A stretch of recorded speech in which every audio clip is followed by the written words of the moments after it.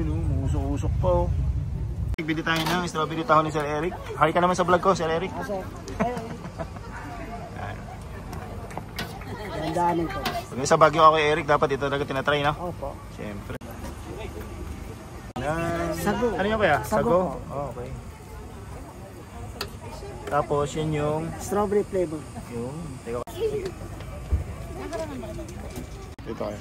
Kay Eric, thank you ah. Salamat. Yun. Strawberry taho. Actually, natikman ko na ito before mga tips. Na-miss ko lang. Ayan, kasi masarap ito eh. Masarap pa lang, walang palagbago. Hindi masyado matamis. Puro yung strawberry. Sarap, thank you ah. Salamat. Dumating tayo dito, kumain tayong taho. Paris na tayo, kain tayong taho. Carlo, bibila natin. Sir, bibigyan ka na ng ano, sir. Isa lang ba bibilin, sir? Oh, kasi natikman ko na yung strawberry, sir eh. Ubi naman. Ubi naman. Okay. Vlog to si Sir ano, Carlo ah. Ha?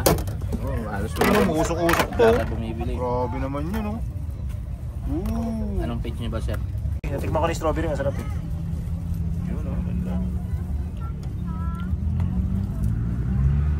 Alright. Ayos. Ayun. Thank you Kuya Carlo ah. Salamat. Ayun mga tipsy oh, usok-usok oh. Yan ang masarap sa tao. Uy, wow, init. Ubi naman tayo. Uy, sarap. Ubing-ube.